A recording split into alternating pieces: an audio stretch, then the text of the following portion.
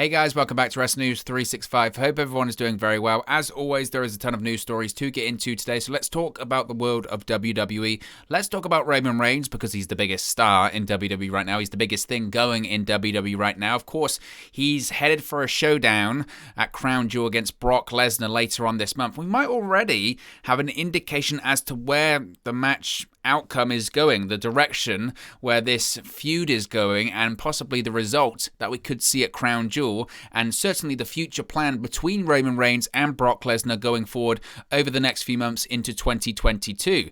Now, Roman Reigns will take on Brock Lesnar at the Crown Jewel event on the 21st of October 2021. Now, of course, the Universal Championship is going to be on the line as the two WWE superstars face each other in Saudi Arabia. Now, the current reported plan indicates that their upcoming match will not be a one-off. It will actually be the first of many between the two WWE superstars. Now, of course, Brock Lesnar made his return to WWE at SummerSlam in the summer and had a face-off with Roman Reigns. As per previous reports, Lesnar was brought back ahead of schedule in order to compete with CM Punk joining AEW and other names like Bryan Danielson joining AEW at the time. Now, originally, Brock Lesnar versus Roman Reigns was actually set for next year at WrestleMania 38. Now, Dave Meltzer of the Wrestling Observer newsletter has noted that the current plan for Reigns and Brock Lesnar is to have a prolonged feud. This is what Meltzer had to say, quote, "Right now, the plan is to get a lot more time out of Lesnar versus Reigns than just the Saudi Arabia show. And from the rosters, they need to do that. McIntyre is there, and we'll touch on Drew McIntyre in a second, but they also have to elevate other people." Now, Meltzer added that WWE could put the Universal Championship on Brock Lesnar in order to keep his feud against Roman Reigns interesting for a long period of time. So that's certainly quite interesting. Now, again, when he's saying that WWE could put the championship on Lesnar, we shouldn't fall into the trap that many people have fallen into when it comes to Dave Meltzer recently, in that what he's saying is gospel. This is kind of the problem with Dave Meltzer right now, is as time goes on, he is becoming more opinion-based. It's like the way that I format and structure these videos, these shows, is that I'll do the report, I'll do the news story first, and then afterwards I'll share my opinion on it. I think Meltzer does something sort of similar, shall we say. Now, I'm not Dave Meltzer, thank God I'm not Dave Meltzer, but I think that sometimes people assume everything he's saying is fact and not his opinion. Everything he says is a report, and it's not. So the general plan, my big takeaway from this, is that this is not the last time we're going to see Brock Lesnar versus Roman Reigns. We're going to continue to see this. This is a match that WWE is planning on continuing to do over and over and over again. So Brock Lesnar, Roman Reigns, it's going to be the first of many matches they have at Crown Jewel. How do I feel about that? Well, to be honest with you, look, I've said this a couple of times. Obviously, we've seen Lesnar versus Reigns. We've seen it so many times that previously, if you would have said Brock Lesnar, Roman Reigns again, so many people would say, no, we've seen it. There's nothing more to add. There's nothing more to do.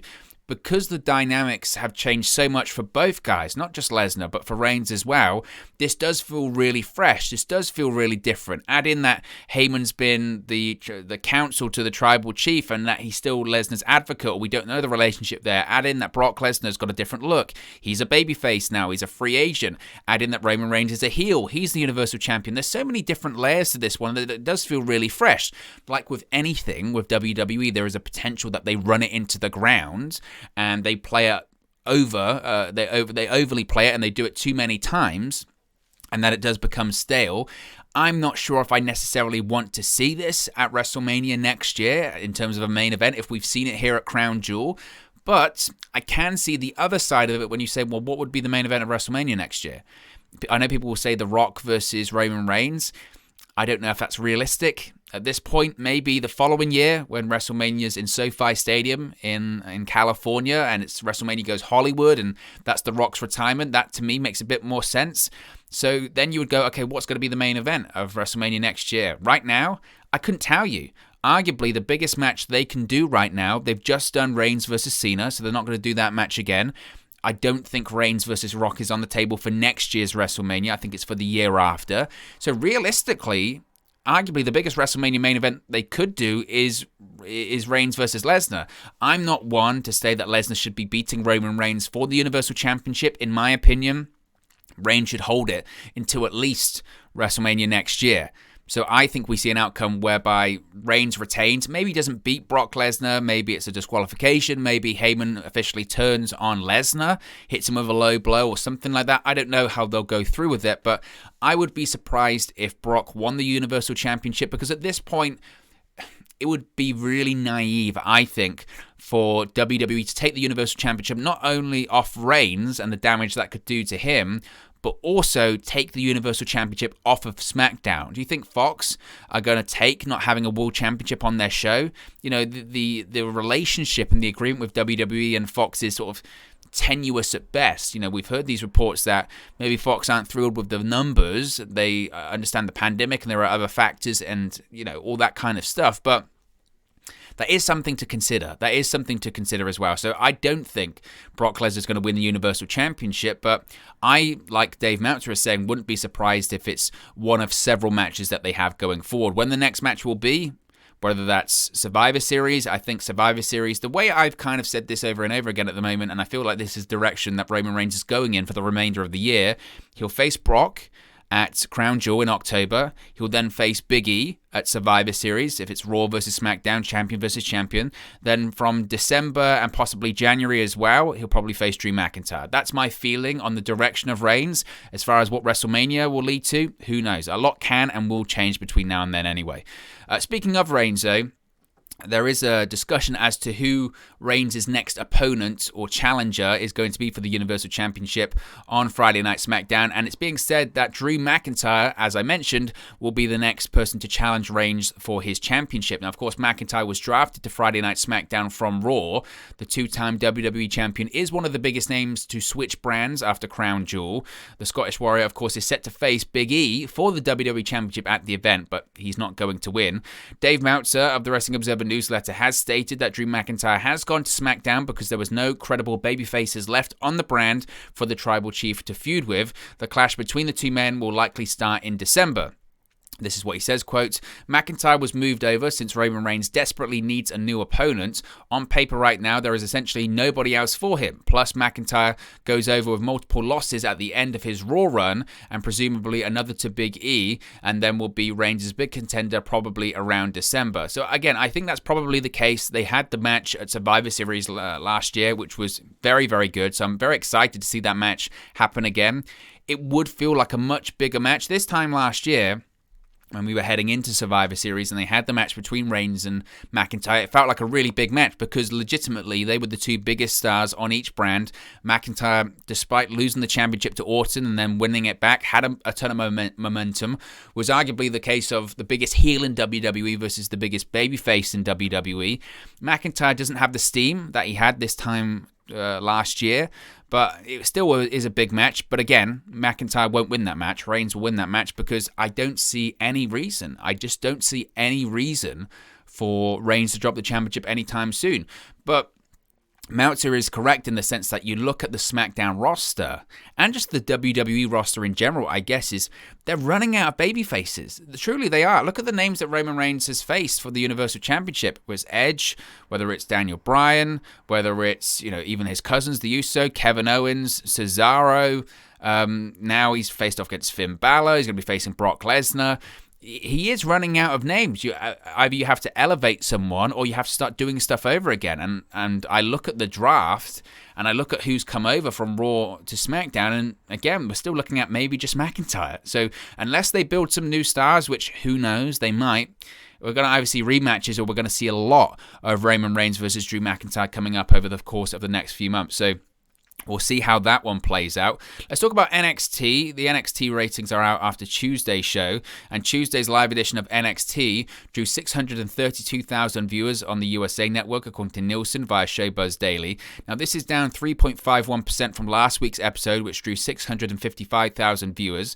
Tuesday's NXT 2.0 drew a 0.13 rating in the key 18 to 49 demographic. This is down over 7% from last week's 0.14 rating in that key demo. It's not a strong number, to be honest, at all in the key demographic in comparison to the other pro wrestling shows. Now, NXT ranks number 34 in the cable top 150 this week with that 0.13 rating. This is down from last week's 32 ranking.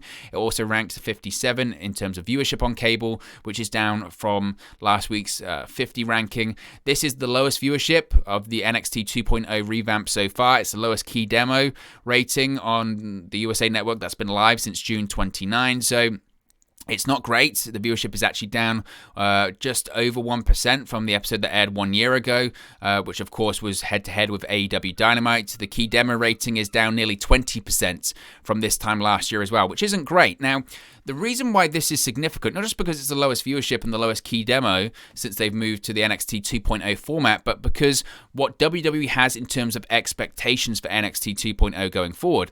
One of the main objectives, and this was reported by John Alba, one of the main objectives for the ongoing NXT 2.0 revamp is reportedly to draw in a younger audience, but the show has been drawing in far fewer younger viewers as of late. It was noted, as I mentioned, by John Alba that word going around NXT is that the recent revamp was aimed at bringing in a younger audience. This is said to be the long-term plan for the brand. However, the median age for viewers for this week's NXT 2.0 episode was 62 years old, according to WrestleNomics. Now, it must be said that median viewer, that's just television, really, in general. The median viewer for all of television is like 61 years old, because young people just don't watch TV nowadays. They just don't. They watch content on their phone, on their tablets. They stream. They do something different. They just don't. The idea of sitting in front of your television and watching something that isn't, cable news or sports, young people just have no interest in doing that. But I find it interesting that WWE looked at NXT and said that can be the vehicle to bring in younger viewers, because if you looked at NXT throughout its run on the USA Network, especially opposite AEW Dynamite, the only thing that was propping up the viewership when it came to NXT was the older viewers. That was pretty much the only demo that they ever consistently beat AEW in, was the 50-plus demographic. Otherwise, AEW just, of course, trounced them. So I find it interesting that the one thing that they had, NXT, that older audience, they're trying to get rid of. That just, to me, seems so oxymoronic, but that's WWE, I guess. Now, furthermore, Andrew Zarian of the Mat Men podcast reports that while the demographic numbers for NXT 2.0 are disappointing, officials are hopeful this is just a bump in the road for the brand. A source commented on the direction of NXT 2.0 and what the expectations are. This is what they said to Andrew Zarian, quote, "This is all to bring in a new, younger viewer who is connected with pop culture and trends. Needless to say, the demo numbers are disappointing, but we are hopeful this is just a bump in the road." So we'll have to wait and see whether it's a bump in the road. To be honest with you, I know that they've been trying to be more edgy. We've seen that in terms of the television program in recent weeks. They're trying to be more edgy, a few more adult jokes, if you will, maybe some more controversial characters, some curse words. I don't know if just that brings in a younger audience. AEW tends to have a younger audience, but it's still television, so they still have an older audience. I don't think just saying curse words or just being a bit edgy, that isn't necessarily what young people want nowadays. And again, it's a kind of a situation of, I say this time and time again when it comes to people like Vince McMahon and Bruce Pritchard. Vince McMahon's in his 70s, Bruce Pritchard's in his late 50s. He might even be in his 60s, I think late 50s. How on earth do they know what the younger viewer wants nowadays? They don't. They don't know. Unless you've got people of that demographic telling them, they don't know. So it'll be interesting to see how they try and figure that out going forward, and if they really get to the goal that they want. But I'm skeptical, to say the least. Speaking of NXT, Johnny Gargano's caught a bit of a stir on social media, hasn't he? Because he's removed all of the NXT references from his social media accounts. Now, Gargano's Twitter bio previously said, quote, "Pro wrestler, Clevelander, be yourself and outwork at WWE NXT on the USA Network." Now it just says, "Pro wrestler, Clevelander, be yourself and outwork." It should be noted that Gargano's Twitter page still has the link to his superstar profile on the WWE website. Furthermore, Gargano took to Twitter on Tuesday and posted a picture of his NXT Championship, North American Championship, Tag Team Championship, along with Candice LeRae's NXT Women's Tag Team Championship bout, and commented with the phrase, quote, "What's next?" Now, of course, it recently was revealed that Gargano's WWE contract is set to expire on Friday, December 3rd. It was also reported that Gargano and WWE haven't entered into new contract negotiations as of yet, but WWE was expected to begin them later on in the fall. LeRae's contract reportedly expires sometime in 2022. There's still no plan whether or not they plan on staying with WWE or they're going to look at their options elsewhere. I've always felt that Gargano will stay, because despite WWE going in a different direction of NXT, they still need some names from the previous version. They still need some experience on that brand. They still need someone that can help draw at least a little bit. So I've always felt that he would stay, and I think it's just Gargano trying to stir up a bit of discussion, a bit of buzz on social media. That's what I think it is, but I could be wrong. I've been wrong a couple of times when it comes to people moving from WWE to AEW or to other companies, but I would be surprised if Gargano left, to be honest with you. I think he'll probably stay. Speaking of differences and changes, we could see Willow, Jeff Hardy's alter ego, coming to WWE soon. Now, Jeff Hardy recently appeared on the Culture State podcast in North Carolina and teased that his mask Willow the Wisp character may be returning in the near future. Now, one of the hosts recalled seeing Hardy as Willow on an indie event in Greensboro, North Carolina several years ago. Hardy said that he's having a new Willow mask being made and has talked about bringing the character back before his career is over. He said, quote, "Speaking of Willow, I was just talking with the guy that makes these masks, who made it back then. He's such an awesome mask maker, and that's now making this new Willow mask, and we were talking about the possibility of Willow entering the scene once again before my career is over." Now, the reason that's significant is not just because he's making a new mask right now, but also after he had one of his final appearances on Raw this week, a United States Championship loss against Damian Priest. He did a promo where he basically said that moving to SmackDown might be the perfect time to see a new side of Jeff Hardy moving forward. And now that people have seen this and said, well, a new Willow mask is being made and we're going to see a new side of Jeff Hardy, could Willow come into WWE? I don't know. To be honest with you, like I've said before, I think Jeff Hardy moving to SmackDown is a good thing. We mentioned about names needed to face Roman Reigns. I think you can get a feud out of Hardy and Reigns going forward. Jeff Hardy is still super, super over. They were disappointed to see Jeff Hardy lose against Damian Priest on Raw Monday because he's still super, super over as a character in WWE. Is it the right time to bring Willow in to WWE? I don't know. I'm always hesitant when it comes to characters that Vince McMahon himself has not created, and I'm also nervous, shall we say, when WWE is allowed to be supernatural or try and be different or try and be sort of creative, because we've seen that, what happens with the Alexa Bliss stuff or even with the Fiend stuff that was good at the start, but then WWE got their creative hands on it and then it just turns weird and not good. But who knows, if it gets another push for Jeff Hardy, we'll have to wait and see, and it's something different. Maybe it's exactly what Jeff Hardy needs at this point in his career. Maybe it's what SmackDown needs at this point as well. So you never know, Willow could be coming into WWE soon. Finally, Ken Doan is back in WWE because WWE has reportedly hired Ken Doan, formerly known as Kenny Dykstra, or just Kenny in WWE, as a Performance Center coach. Now, Doan was recently hired to work as a WWE PC coach, according to PW Insider. He has been working in Orlando for the past several weeks, and he has confirmed the role in his Twitter bio. Now, it was noted back in April that Doan announced his retirement from professional wrestling. He stated then that smart investments have allowed him to retire in his prime at the age of 35. It's interesting to note, though, that Doan has since deleted the retirement tweets and all other tweets. His bio on Twitter and Instagram now reads, quote, WWE Performance Center coach, business teacher, dad. Now, Doan originally worked for WWE from 2005 to 2009. Of course, he was a member of the Spirit Squad. He returned for a brief storyline in 2016 as a member of the Spirit Squad. He and Mike Mondo recently worked for MLW in 2019. He's also made several appearances for Beyond Wrestling in that year too. He's a former World Tag Team Champion in WWE, and it'll be interesting to see how he does as a Performance Center coach.